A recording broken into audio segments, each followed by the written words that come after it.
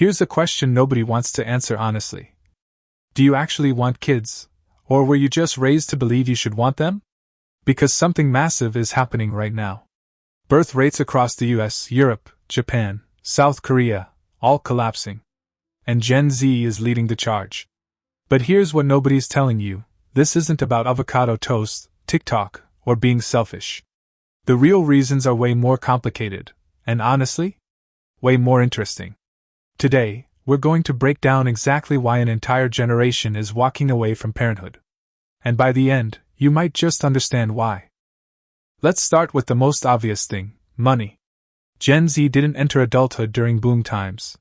They grew up in the wreckage of the 2008 financial crisis, came of age during a pandemic, and entered a housing market that looks nothing like the one their parents navigated. Think about this. In the 1980s, the median American home cost about 3 times the average annual salary. Today, it's closer to 6 or 7 times. In cities like Los Angeles, New York, or San Francisco? Even higher. The rent trap. If you're renting in a major city right now, which most young adults are forced to do, you're probably spending 30, 40, sometimes 50% of your income just on rent. That's before food, transportation, subscriptions, or student loans. Speaking of which, student debt. The average Gen Z college grad leaves school owing around $37,000. Many owe much more.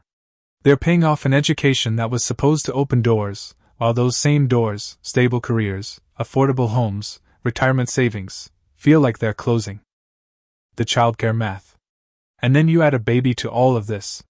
The average cost of childcare in the United States is between $15,000 and $35,000 per year. Per child. That's not private school, that's just daycare. In some states, childcare costs more than in-state college tuition. So when Gen Z says they can't afford kids, they're not being dramatic. They're doing math. And the math isn't working. But here's where it gets interesting. Because it's not just economics. Even if you handed Gen Z a bag of money, many would still pause before having kids. Because something deeper has shifted in how this generation understands what a good life looks like.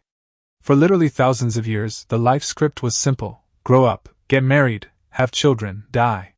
That was it. That was the whole thing. Parenthood wasn't a choice, it was just what you did. That script is gone. The identity revolution.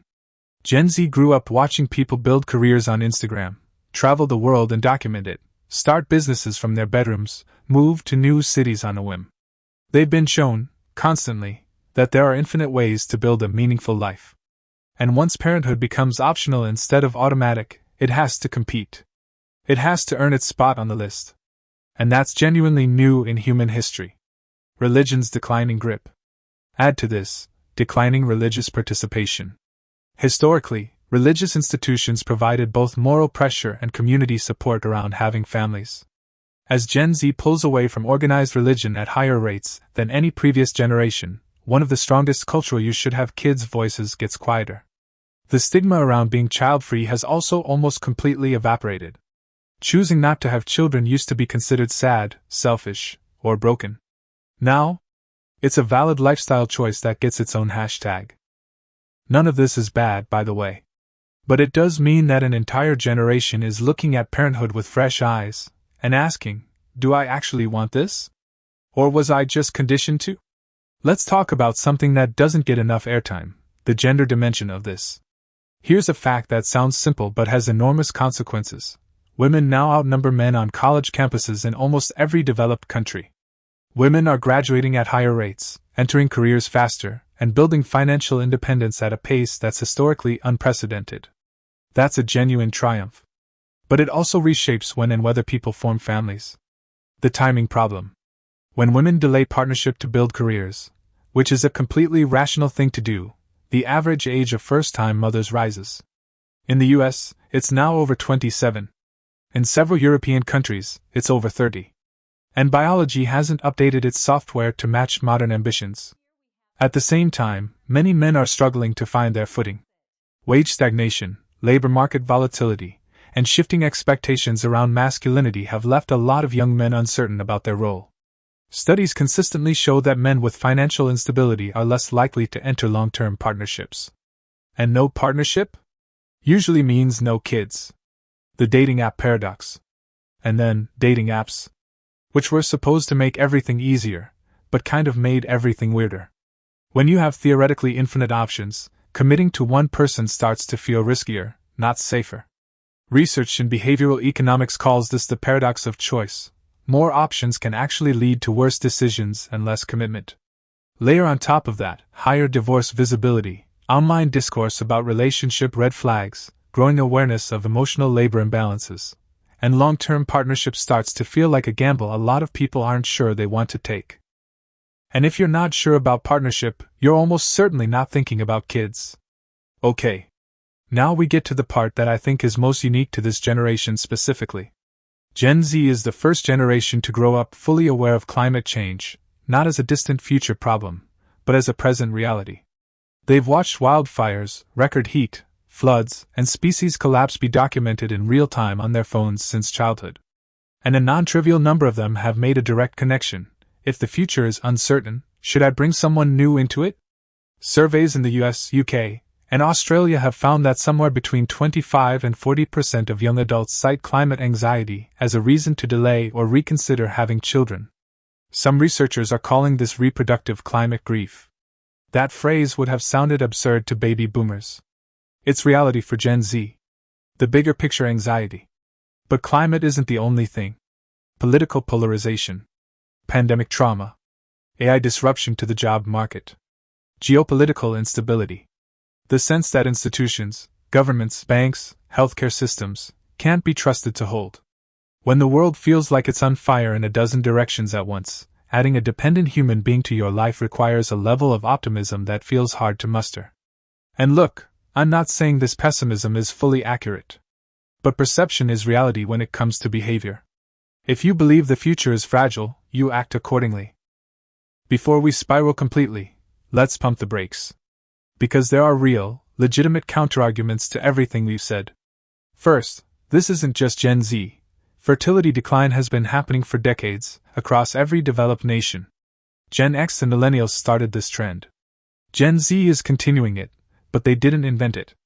Second, stated preferences aren't always final behavior. When you poll 22-year-olds about whether they want children, you get a very different answer than when you poll 35-year-olds. A lot of people who say never at 24 say actually, maybe at 31. Attitudes change. Third, structural conditions matter. Countries with affordable housing, subsidized childcare, and generous parental leave have meaningfully higher birth rates than those without.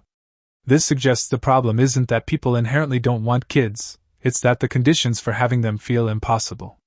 So is Gen Z permanently done with parenthood? Probably not. But are they signaling that the current deal, high costs, unstable employment, minimal support, uncertain future, isn't working? Absolutely. Now, why does any of this matter beyond individual life choices? Because fertility is a macroeconomic variable. When birth rates stay below replacement levels for long enough, the entire structure of society starts to strain. Pension systems were designed around the assumption that large working-age populations support smaller retired ones. Flip that ratio, and you've got a crisis. Healthcare, social security, labor markets, infrastructure investment. All of it depends on a society that's replacing itself. Countries like Japan and South Korea are already living this future: aging populations, shrinking workforces, desperate government incentives to get people to have babies. South Korea recently offered cash bonuses of up to $90,000 per baby. The birth rate still went down. The answer, increasingly, is immigration, which solves some problems and creates others politically. This is the decade those debates get louder. So here's the actual bottom line. Gen Z didn't give up on having kids because they're lazy, selfish, or addicted to their phones. They're responding, rationally, to a world that has made parenthood expensive, uncertain, and structurally unsupported. And culturally, for the first time in history, they've been handed permission to question whether they even want it in the first place. The real question isn't why won't Gen Z have kids? The real question is, what kind of society would make them want to?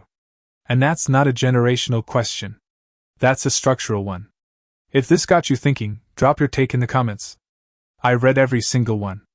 Like if you think this conversation matters. Subscribe if you want more of it.